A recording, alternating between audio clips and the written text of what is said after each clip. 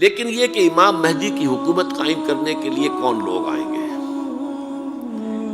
عرب جو ہیں وہ اندر سے کھوکھلے ہو چکے ہیں، عیاشی نے، دولت نے، پیسے نے، دولت، پیسہ، عیاشی، اس کی وجہ سے کھوکھلے ہو چکے ہیں۔ یہاں میں آپ کو دو حدیثیں سنانا چاہتا ہوں۔ سنن ابن ماجہ کی روایت ہے حضرت ابو ہریرہ سے رضی اللہ تعالی عنہ، قال قال رسول اللہ صلی اللہ علیہ وسلم اذا وقعت الملاحم بعث اللہ بعثا من الموالی ہم اکرم العرب فرسا واجودہ سلاحا یوید اللہ بہم الدین، رواہ ابن ماجہ عن ابی ہریرہ رضی اللہ تعالی عنہ۔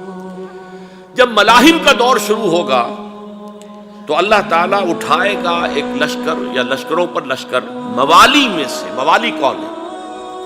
عربوں نے جب فتح کیا تھا اس پورے علاقے کو خلافت راشدہ کے دوران، اور پھر وہ لوگ جو ہے، ایک رائے تو یہ تھی کہ انہیں غلام بنایا جائے ساری آبادیوں کو، لیکن یہ کہ حضرت عمر کا اجتہاد تھا، اس کے مطابق جو ان کو غلام نہیں بنایا گیا تو وہ موالی کی حیثیت رکھتے ہیں۔ عربوں میں دم نہیں ہے، موالی میں سے لشکر اٹھیں گے کہ جو در حقیقت حضرت مہدی کی حکومت کو قائم کریں گے۔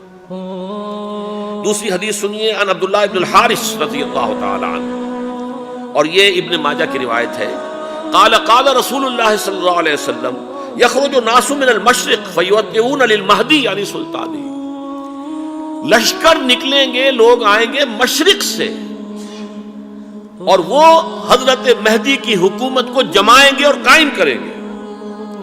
اب ذرا نوٹ کیجئے کہ جزیرہ نما عرب کے مشرق میں کون سے ملک ہیں؟ تین: ایران، افغانستان، پاکستان۔ یہ تین سالڈ مسلم ممالک، مسلم آبادی اکثریت۔ ویسے تو یہ کہ آگے ہندوستان میں 20 کروڑ مسلمان ہیں، لیکن وہ 20 کروڑ جو ہے وہ تو 80 کروڑ کے اندر تحلیل ہو جاتے ہیں غیر مسلموں میں، لیکن یہاں جو معاملہ ہے یہ غالب اکثریت کا۔ ان میں سے ایران کا معاملہ جہاں تک ہے، نمبر 1 یہ کہ وہ شیعہ عقائد کے حصار میں بند ہے، اس سے ادھر ادھر ہونا اس کے لیے ممکن نہیں۔ حدیث میں یہ بھی آتا کہ اصفہان سے 70,000 یہودی دجال کا ساتھ دیں گے۔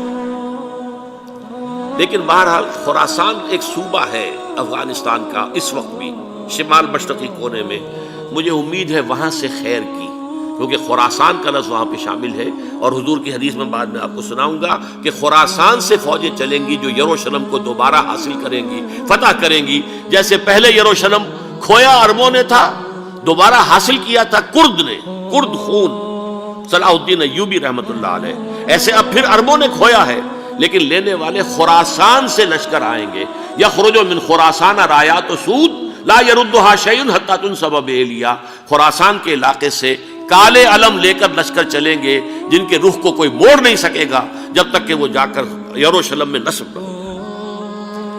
اس کے بعد نام آتا ہے پاکستان کا۔ یہ ہے میری اور آپ کی داستان، اور یہ ہے سبب جس کی وجہ سے کہ میں آپ سے یہ گفتگو کر رہا ہوں۔ اصل میں تو کس لیے؟ محض ایک علمی استفادہ، محض اپنی بات آراء کو ظاہر کرنے کا شوق نہیں، بلکہ یہ کہ اپنی ذمہ داری ہم پہچانیں کہ ہم کس مقام پر کھڑے ہیں۔ دیکھیے، اس پاکستان کے بارے میں یا ہندوستان کے بارے میں علامہ اقبال نے کہا تھا اپنے ترانہ ملی میں، میر عرب کو آئی ٹھنڈی ہوا جہاں سے، میرا وطن وہی ہے، میرا وطن وہی ہے۔ اور مجھے بتایا گیا کہ سنن ابی داؤد میں یہ روایت موجود ہے کہ حضور نے فرمایا کہ ہندوستان کی طرف سے مجھے ٹھنڈی ہوا آتی ہے، اگرچہ مجھے وہ حدیث ابھی نہیں ملی ہے، لیکن حزب التحریر کا ایک کارڈ مجھے ملا تھا، تو اس میں اس حدیث کا اور اس میں ابو داؤد کا روایت کا حوالہ موجود تھا۔ لیکن میں جو چیز آپ کو بتا چکا ہوں وہ یہ کہ الف ثانی کا پورا تجدیدی کارنامہ اس ہندوستان کی سرزمین میں ہوا۔ مجدد الف ثانی شیخ احمد سرندی، شاہ ولی اللہ دہلوی، سید احمد بریلوی، وہ تو ہمارے پاکستان میں آ کر جو ہے ان کا خون جذب ہوا ارض پاکستان میں۔ پھر شیخ الہند مولانا محمود حسن۔ تحریک خلافت چلی تو صرف ہندوستان میں چلی اور کہیں نہیں چلی۔ آزادی کی تحریک چلی پوری دنیا میں، وہ نیشنلزم کی بنیاد پر چلی، ملے نیشنلزم، عرب نیشنلزم، ترک نیشنلزم۔ ہمارے ہاں چلی تو اسلام کے نام پر پاکستان کا مطلب کیا؟ لا الہ الا اللہ۔ پھر پاکستان قائم ہوا معجزے کے طور پر، بلکہ نازل ہوا ہے لیلۃ القدر میں، انا انزلناہ فی لیلۃ القدر، جیسے قرآن نازل ہوا لیلۃ القدر میں، یہ پاکستان بھی نازل ہوا لیلۃ القدر میں۔ اس کا برقرار رہنا ابھی تک معجزہ ہے۔ ہندو یہ سمجھتا تھا، کانگریس سمجھتی تھی کہ جھٹپٹ ختم ہو جائے گا۔ پھر یہ کہ اس کا قرارداد مقاصد کا پاس ہو جانا، مزید بھی اور اضافی دفعات دستور میں آ جانا، اب کمرشل انٹرسٹ کو ربا قرار دے کر حرام قرار دینا، یہ سارے لینڈ مارکس ہیں کہ جو اشارہ کر رہے ہیں کسی چیز کی طرف، معاملہ کدھر جا رہا ہے۔ پھر یہ کہ یہ جو 14ویں صدی کے مجدد تھے شیخ الہند، اس کے بعد سے کچھ ایسی شخصیتیں عظیم پیدا ہوئی ہیں ہند میں، جن کو میں سمجھتا ہوں کہ 14ویں صدی کے مجدد اور 15ویں صدی کے مجدد کے درمیان یہ 15ویں صدی کے مجدد کی راہ کو سیدھا کرنے والے، جیسے کہ حضرت یحییٰ نے کہا تھا میں تو آنے والے کا راستہ سیدھا کر رہا ہوں حضرت عیسیٰ کے لیے، ایسے ہی 15ویں صدی کے لیے امام مہدی کے لیے راستہ صاف کرنے والے سب سے پہلے علامہ اقبال، جنہوں نے اسلام کا تصور دین کی حیثیت سے دوبارہ زندہ کیا ہے، ورنہ اسلام ایک مذہب کی شکل اختیار کر چکا تھا۔ پھر مولانا مودودی، مولانا ابوالکلام آزاد حکومت الہیہ کے نعرے کے ساتھ میدان میں آئے۔ یہ اقبال نے جو تصور پیش کیا تھا اس پر عملی جد و جہد کے لیے حزب اللہ قائم ہوئی۔ نوٹ کر لیجئے 11 برس کا فرق ہے عمر کا علامہ اقبال کے اور ابوالکلام کے، اور 1913 میں جب حزب اللہ قائم کی ہے اس وقت علامہ اقبال کی ملی شاعری اپنے عروج کو پہنچ چکی تھی۔ پھر یہ کہ علامہ اقبال کے بعد تعمیل جو ہے اس کام کی وہ ابوالکلام نے کی، لیکن روایتی علماء کی شدید مخالفت کی وجہ سے وہ بددل ہو کر چھوڑ گئے، کانگریس میں شامل ہو گئے، بساط جو ہے حزب اللہ کی انہوں نے لپیٹ دی۔ پھر مولانا مودودی آئے، انہوں نے وہ ڈور جو ہے اس کا سرا تھاما، جماعت اسلامی قائم کی حکومت الہیہ ہی کے قیام کے لیے۔ اگرچہ میرے نزدیک یہ کہ وہ انتخابی اور ایک قومی سیاست کی ایک جماعت بن کر پاکستان میں جو ہے دلدل میں پھنس گئی ہے، اب ہم اس کی کوشش کر رہے ہیں تنظیم اسلامی اور یہ تحریک خلافت جس کے تحت یہ جلسہ ہو رہا ہے، یہ ساری چیزیں وہ ہیں کہ آپ کو سوائے پاکستان کے اور کہیں نہیں ملیں گی پوری دنیا میں۔ معلوم ہوتا ہے کہ پاکستان کو بہت بڑا رول پلے کرنا ہے اس میں، اور اس کے ساتھ اب جمع کر لیجئے افغانستان کی عمارت افغانستان، اسلامی عمارت افغانستان قائم ہو چکی ہے۔ یہ پچھلے 20 سالوں میں جو کچھ وہاں ہوتا رہا ہے اس سے پہلے تصور نہیں ہو سکتا تھا۔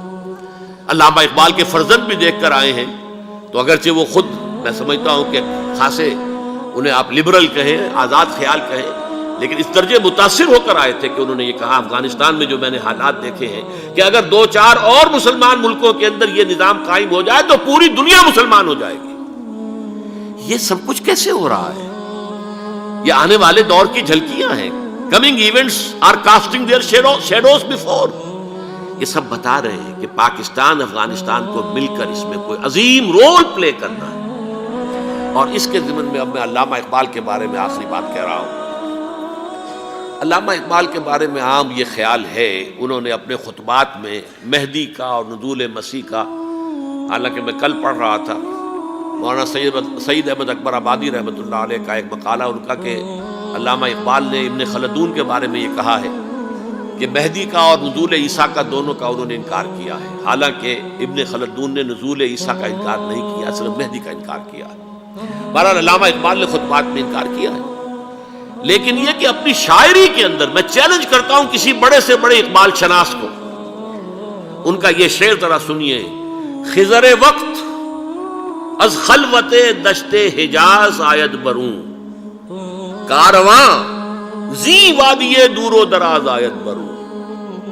خضر وقت، امام وقت، رہنمائے وقت، قائد وقت، خلوت دشت حجاز، حجاز کی صحرا کی کسی خلوت گزینی سے نکل کر باہر آئیں گے۔ میں حیران ہوتا ہوں علامہ کے اس فکر پر اور اس مصرے پر۔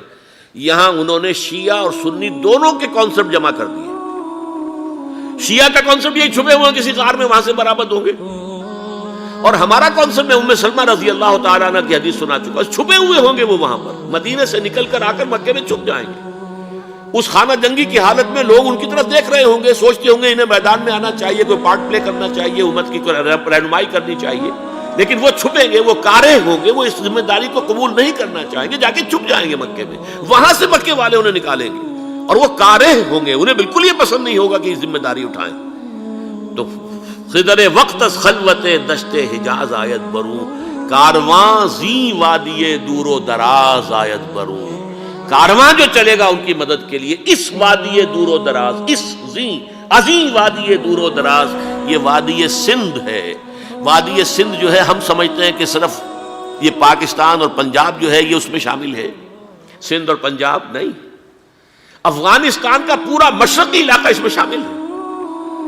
جیسے دریائے جیلم سندھ میں جا رہا ہے، جیسے دریائے گلگت سندھ میں آ کر ملتا ہے، جیسے دریائے چناب اور راوی اور جیلم اور یہ سب جا رہے ہیں اور آ رہے ہیں، اسی طرح دریائے کابل کہاں سے آ رہا ہے، دریائے گومل کہاں سے آ رہا ہے، ڈوچی کہاں سے آ رہا ہے، یہ سارا جو ہے ڈرین جو ہو رہا ہے ایسٹرن جو ہے پارٹ آف افغانستان، یہ سب وادی ہے۔ اس وادی کے یہ دو حصے ہیں، ایک حصہ جو ہے یہ ادھر پاکستان میں ہے اور اسی وادی کا دوسرا حصہ جو ہے وہ افغانستان میں ہے۔ کارواں زی وادی دور و دراز آیت برو، کارواں چلے گا یہاں سے، یخرج الناس من المشرق یؤتون للمہدی یعنی سلطان ہی، مشرق سے فوجیں چلیں گی کہ جو مہدی کی حکومت قائم کریں گی، اور یخرج من خراسان رایات و سود، اور خراسان سے سیاہ پرچم چلیں گے کہ جن کا رخ کوئی موڑ نہیں سکے گا، حتیٰ تنصب بیلیا، یہاں تک کہ وہ جا کر یروشلم کے اندر نصب ہو جائیں گے۔ حضرات، میں ایک میری گفتگو کا حصہ باقی تھا لیکن میں اسے چھوڑ رہا ہوں، اس لیے کہ گلوبلائزیشن جو اس کی ہوگی، جو خلافت علی منہاج النبوہ کی تجرید کامل حضرت مہدی کے ہاتھوں عرب میں ہوگی، اس سے پہلے اس کے لیے محنت، کوشش، جد و جہد پاکستان اور افغانستان میں ہو چکی ہوگی جو اسے سپورٹ کرے گی اور وہاں جا کر حکومت قائم کرے گی۔